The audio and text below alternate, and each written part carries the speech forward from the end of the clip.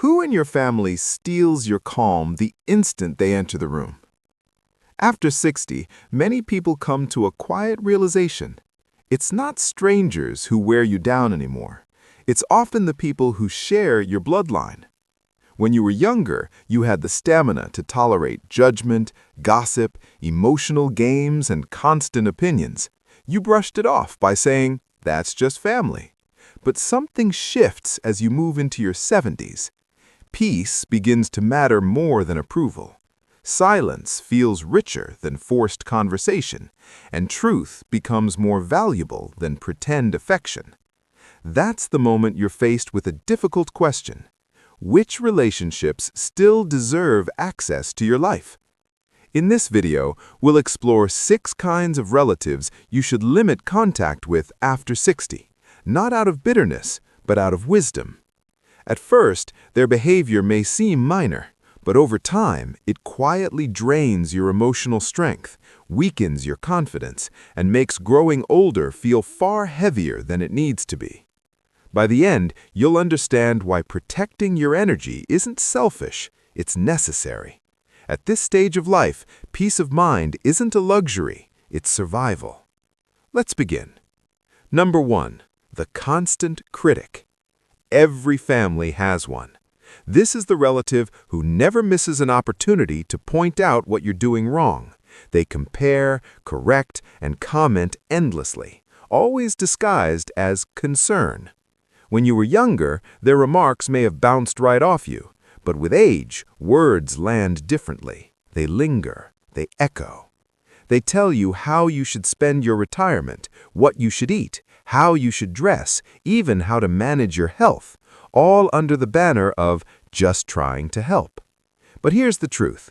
If it costs your peace, it isn't help, it's control. As we age, our nervous system becomes more sensitive. Repeated criticism raises stress levels, increases blood pressure, and slowly turns family gatherings into emotional minefields. Even the thought of seeing them can make your heart race. I once met a 78-year-old man named Robert who stopped visiting his sister. Every lunch ended the same way. "You've gained weight again, haven't you?" He told me, "I realized I wasn't spending time with family, I was volunteering for emotional pain." When he stopped going, something unexpected happened. "I didn't lose weight," he said, "but I slept better, I laughed more, I felt lighter." Critics feed on your reactions. Your discomfort reassures them that they still hold influence. But the moment you stop engaging, their power fades. You don't need to argue. You don't need to explain. You simply stop showing up to their stage. This chapter of life isn't about proving who you are. It's about protecting who you've become. And if silence keeps your spirit calm, then silence is an act of self-respect. Number 2, the financial drainer. This relative doesn't come for connection. They come with requests. They arrive with warmth, kindness, and gentle words, but beneath it all is one expectation: access to your money. A small loan, a short-term favor, just until things improve. At first, helping feels good. You've worked hard your entire life, and generosity feels meaningful. But it rarely stops with one request. They return again and again until kindness becomes obligation and family turns into a transaction. In your 70s, money isn't just currency. It represents safety, healthcare, and independence. Each time you give out of guilt instead of choice, you lose more than money. You lose peace. Financial stress later in life affects sleep, health, and even memory. I once spoke to a woman named Helen, 74, who constantly helped her nephew. Over the years, her savings slowly disappeared. "I didn't notice at first," she said, "but when I needed hearing aids, I realized I couldn't afford them. He had borrowed my comfort." She never stopped loving him, but she finally said no. "That was the first night I slept until morning," she told me. Saying no doesn't mean you don't care. It means you've stopped enabling. You spent decades building your stability. You don't owe anyone unlimited access to it. Compassion is not an open wallet, it's a conscious choice. And after 70, that choice must include you. If this point resonates with you, comment number 2 below. And if you haven't subscribed yet, consider subscribing and turning on notifications so you don't miss future wisdom. Let's continue. Number 3, the guilt carrier. This one is subtle and often the most damaging. They don't attack, they don't ask for money, they use guilt. Every conversation becomes a reminder of what you should have done, how you used to be, or what they sacrificed for you. Their power doesn't come from anger, it comes from disappointment. And disappointment cuts deeper than shouting ever could. They say things like, "You never visit anymore," "You changed," "You used to care more." Sometimes they bring up events from decades ago, missed weddings, hard decisions, moments when you chose honesty over approval. They turn memory into a weapon. After 70, guilt is especially dangerous. It keeps the body tense and the heart heavy. It traps you in old stories instead of allowing you to live the time you have left fully. I once heard an 81-year-old man named Samuel say his daughter often told him, "If your mother were alive, she'd be disappointed in you." He said, "Those words aged me faster than any illness." One day he finally replied, "Let her rest and let me live." That was the beginning of his healing. Guilt works only because you're kind, because you care. But love should never be used as leverage. You don't owe your peace to anyone. You've already paid your share of the past. You can love someone and still set limits. You can forgive and still create distance. Peace doesn't come from fixing other people's emotions. It comes from honoring your own. When you release guilt, you don't lose family. You reclaim yourself. Number 4, the chaos seeker. These are the relatives who stomp through peaceful spaces just to make sure everyone notices them. They turn minor misunderstandings into full-scale conflicts, pass rumors disguised as concern, and somehow always manage to cast themselves as the wounded party. At 70 and beyond, drama doesn't just annoy you, it steals your vitality. Stress hormones spike, sleep becomes restless, and your heart stays tense longer than it should. The chaos seeker feeds on this energy because disorder makes them feel significant. For many of them, conflict has been their tool for attention for years. They begin sentences with phrases like, "I don't want to cause trouble, but," or "You didn't hear this from me, but," and before you realize it, relationships are damaged, misunderstandings multiply, and you're left carrying guilt for situations you never created.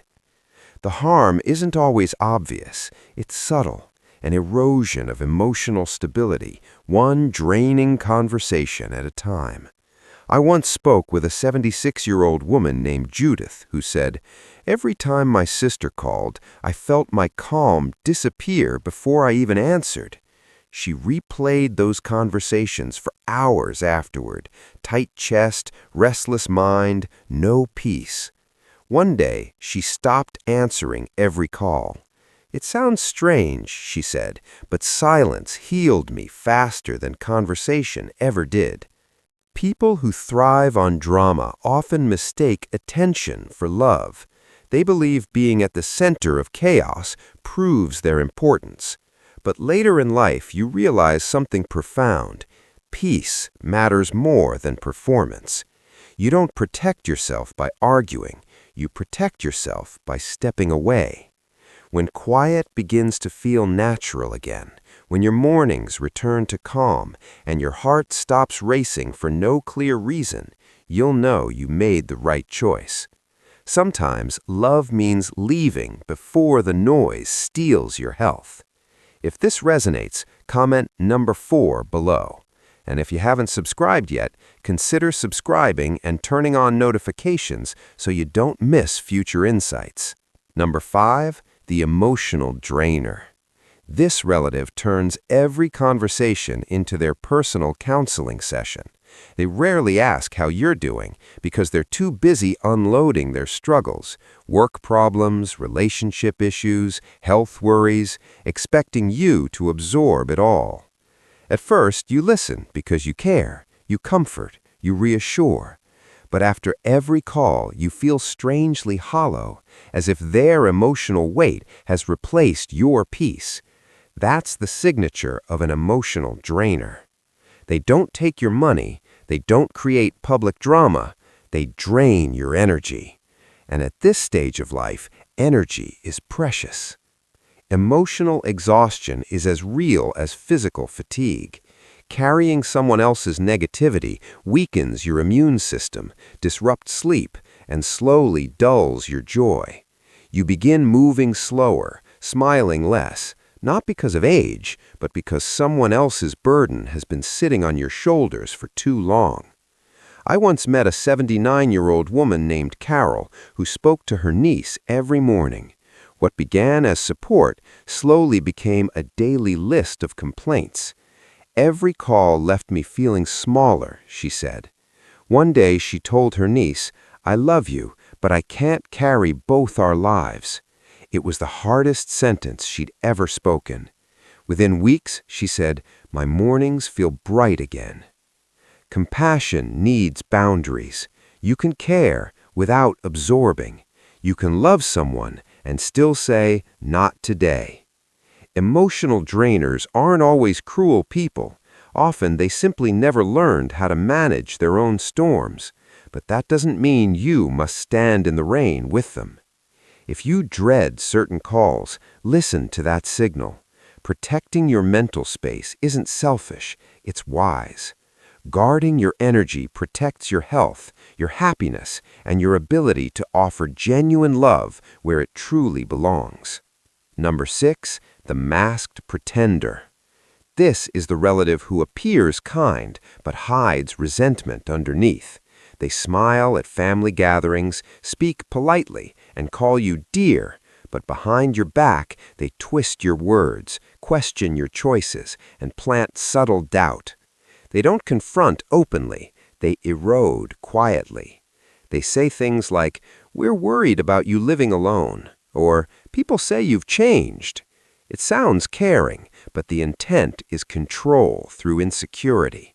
Over time, their disguised negativity chips away at your confidence and peace. As you reach your 70s and 80s, you begin to sense energy more clearly. Some people leave you feeling lighter, others leave you unsettled.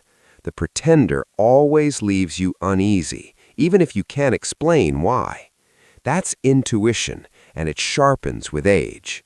I once knew an 82-year-old man named Frank, whose cousin often said things like, "You look great for your age," or "You still remember so much." He laughed it off for years until he realized every compliment carried a hidden insult. "I was letting him age me faster than time itself," Frank said. When he stopped answering those calls, he told me, "My mind cleared like the sky after rain." Pretenders remain in families because they're socially skilled. They appear pleasant, so if you ever speak up, you look unreasonable. That's why trusting yourself matters. Peace doesn't require explanation. If someone consistently leaves you drained, uncertain, or doubting yourself, that's reason enough to step back. You can love from a distance. You can wish them well without giving them access to your emotional space. Boundaries aren't walls, they're gates, and you have every right to close them. As we grow older, something powerful happens. We begin to see people as they truly are, not as we hoped they'd be. That clarity can hurt, but it also liberates. Family doesn't always equal peace. Some relatives nourish your spirit, others quietly drain it. After 70 and 80, the goal isn't preserving every relationship, it's preserving your spirit. You've earned the right to choose calm over obligation, silence over conflict, and distance over discomfort. Your remaining years deserve laughter, warmth, and ease, not constant emotional defense. The family you need now isn't always the one you were born into. It's the one built on respect, kindness, and calm connection. If any of these 6 relatives felt familiar, take it as permission, not to resent them, but to protect yourself. Boundaries are not cruelty, they are survival. Guarding your peace isn't selfish, it's sacred. And sometimes letting go of the wrong people is exactly how you make room for the right ones, those who make your later years lighter, warmer, and filled with quiet joy. Thank you for spending this time with us. Share in the comments one insight you're taking away today. Your thoughts matter, and reading them gives us strength to continue. If this video helped you, please like, subscribe, and share. We look forward to seeing you in the next video.